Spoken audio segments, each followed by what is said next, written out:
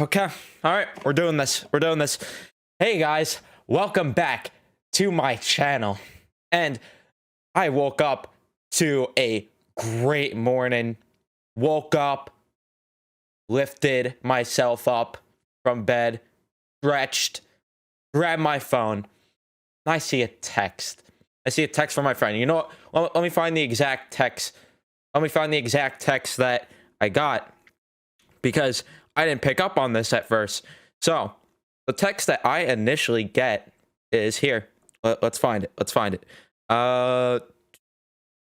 We got, oh, he says, "The Angels, what the fuck?" And I was like, all right, so maybe he's picking up that Billy Epler, which we're going to talk about in another video because I pushed off that video for today. I was like, oh, all right, maybe he figured out Billy Epler worked with the Angels. And I'm like, no, you know what? No, that doesn't make sense because we already talked about that. So I'm like, all right, maybe Stroman signed with the Angels. I go to Twitter and I see Noah Syndergaard signs with the Angels for 1 year at, what was it, 21 million? Over accepting the qualifying offer from the Mets. And from my perspective, because we're talking about this from a Mets perspective, I'll talk about the Angels perspective too in this video. I'm going to just talk about that first because of the fact that I just want to get it out of the way and just talk about the Mets perspective of this. But for the Angels, you're finally getting a top-end starting pitcher, and I mean, it's going to just tie together the Mets part of this and the Angels, because this is just mind-boggling that we let Zach Wheeler go. At least we gave Noah the qualifying offer. At least we could say that, right? But we let Zach Wheeler go. We know what happened. The guy is in the Cy Young conversation this year. I will not be one bit surprised if Noah Syndergaard's in the Cy Young conversation next year with the Angels. I won't. And you could argue that there's no way after an injury like that he will. Well, anything's possible. Anything's possible. And it wouldn't shock me because this is the Mets. This is the Mets we're talking about.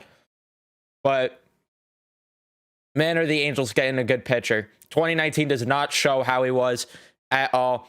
He was clearly dealing with injuries, which, led to him getting Tommy John after the season. So that 2019 season does not really show how he is as a pitcher. He is a lot better than what that season showed.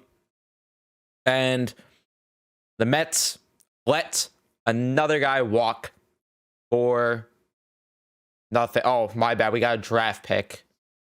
Whoa. Because the Mets, for whatever reason, I can't be mad at them this year for thinking that they can make the playoffs, because over 100 days in first place, only to finish below 500. I love being a Mets fan. I love it so much. Makes me so happy. But they don't trade Wheeler at the deadline when they should have known he was going to walk. And then with Noah, God forbid they add an extra year maybe to sweeten the deal. God forbid they just, pony up a couple more mil to get him to stay. And for Met fans calling him a snake for him saying something along the lines of, oh, I'd be grateful if the Mets gave me a qualifying offer and I'd gladly accept it. I can't even be mad at him for leaving. I seriously can't. He probably looked at this entire GM and president of baseball operations search and laughed his ass off and is like, yeah, I'm done with this shit. Because who could look at this team seriously? Seriously, who looks at this team and is like, you know what? The Mets, that's where I want to go. Without the Mets giving a absurd amount more than other teams. Sure, say what you want about the Angels and how they've been a joke over the past few years, wasting the best talent in baseball. Sure, say what you want about that, but you know what? A player just walked for only about $2 million more because of how bad this organization is right now. It is not because of the 3 million more or whatever it is. My ass, I refuse to believe it's just because he could get a couple more mil with the Angels. I refuse to believe it. It has to be about the Mets overall. It has to be. There's no way he goes out and says what he says about the Mets and then just leaves. It has to be because of this entire president of baseball operation search, because they couldn't find a guy, because the way that they handled that, which we're going to talk about in the Billy Apple video, so moronic with this team. And if any Met fans watch this videos looking for me to be all positive, all happy guy and everything, and think everything's going to be all sunshine and rainbows, well, you're out of luck, because I have zero reason to have confidence in this team. Zero. Why would I have any sort of confidence with this team?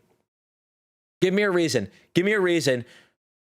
This is the same team that let Zach Wheeler walk without giving a qualifying offer. This is the same team that collapsed from being in first place to be the first team in MLB history to be in first place for over 100 days and still finish below 500. This is the same team that can't build around Jacob deGrom. This is the same old Mets. Same old Mets. Same old Mets. This 3 to 5 year winning window that Steve Cohen talked about, it looks laughable now. It seriously looks laughable, because it doesn't look like Marcus Stroman signing, which I can't blame him. I cannot blame him if he walks too. Because what do the Mets have right now? Other than deGrom, who, by the way, he's walking after this year. There is no way he doesn't opt out of his contract, because one, he could get way more money, assuming he has another great year, which I don't doubt he will. He's going to be able to get more money. And two, he'll finally be able to get out of this shit organization and go to a winning team. And I will not blame him the smallest bit. I refuse to call any of these players snakes or to completely shit on them, because realistically, what do we have? What do we have? Lindor has to regret signing that 10-year deal. I mean, he has to, because what is there? Because if we don't re-sign Stroman, okay, let's look at the pitching options. Kevin Gausman, probably unrealistic. Max Scherzer, unrealistic. All these top-end guys are unrealistic for the Mets, because who as a top-end guy is going to sign here? Not even Kevin Pillar, except he didn't even exercise his option, which I doubt he gets more than he would have got if he exercised his option here. Not even Kevin Pillar wanted to stay here. It's like, I can't take this team seriously. I can't. And I'd be freaking out more, but it's not even a surprise with this team at this point. It seriously isn't. And I do not care if any Met fan comments down below that I'm being too negative or any of that shit. Go ahead. But in reality, what is there about this situation, about any situation with the team, to be positive? They scrambled for a GM. Sandy is still running the show, basically. Players are walking, and rightfully so. Which, by the way, I don't understand how Noah can be called a snake too, when it's his right as a free agent to go where he wants. It's his right. We can't just cry because, oh, he said he was going to stay a Met. Again, I'm telling you, there is not a without the smallest doubt in my mind, there's no way.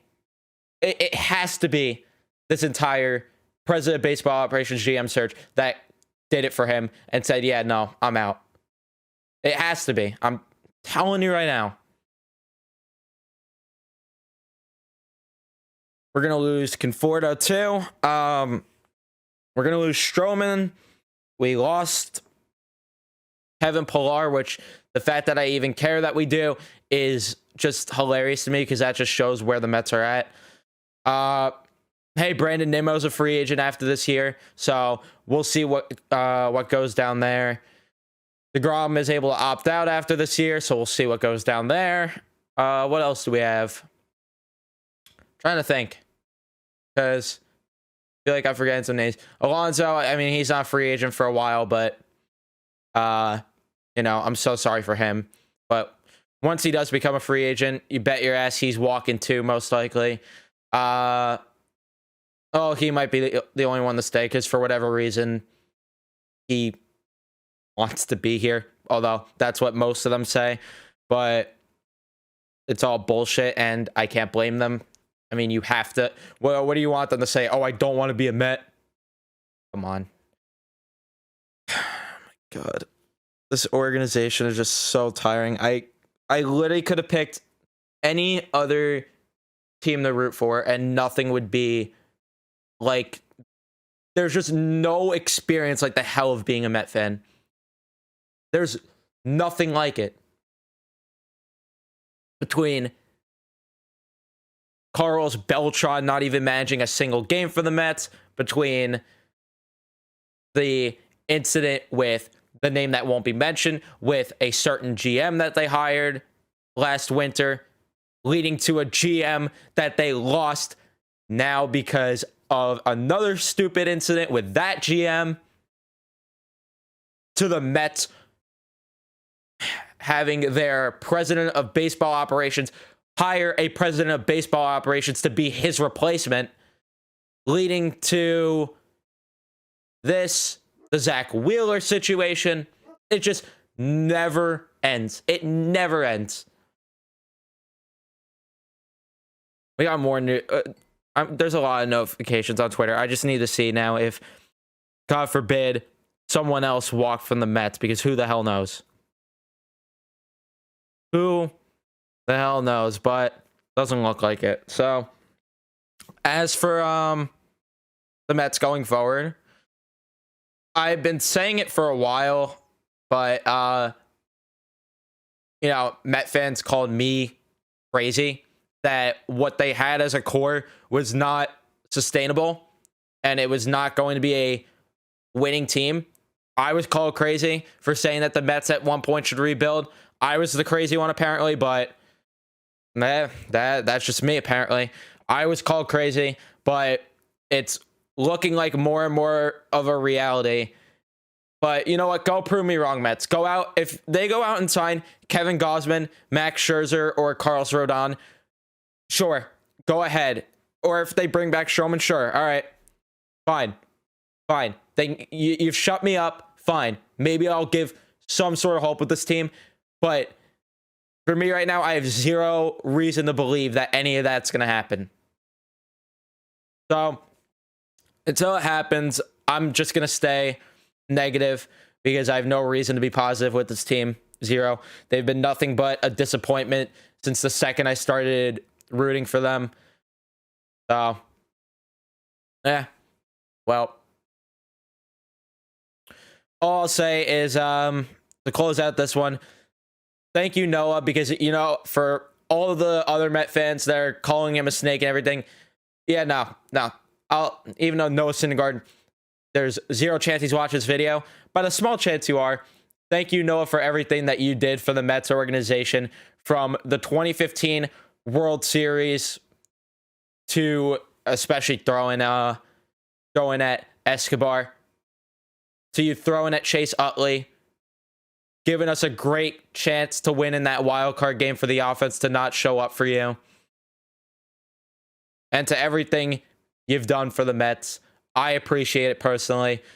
Other Met fans might not right now because they're too salty, but I appreciate it. So, yeah.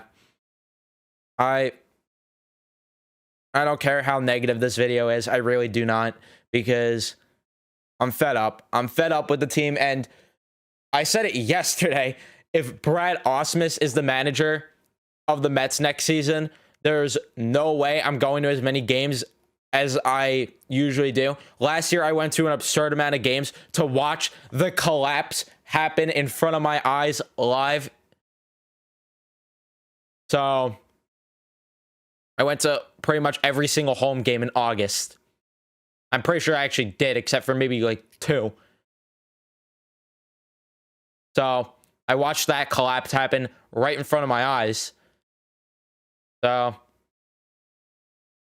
yeah, I mean, I have no reason to be thrilled, to be positive, to think everything's going to be all sunshine and rainbows from here on. If Brad Ausmus, though, is in the dugout, or Mike Schilt is in the dugout for the Mets next season, I mean, it's not even worth, it's just not even worth going out to Citi Field. I'll watch the games on my TV happily.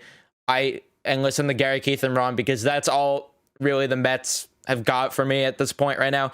Again, go ahead and prove me wrong. Go ahead and shut me the hell up, Mets. And all the positive Met fans, you could come back to me. You could go clown the dog shit out of me. I do not care. I'll admit where I'm wrong. But again, I don't see it. I don't see it happening. So thank you guys for watching. If you enjoyed and enjoyed the rants and everything, leave a like, subscribe if you guys are new. I'll see you guys in the next one.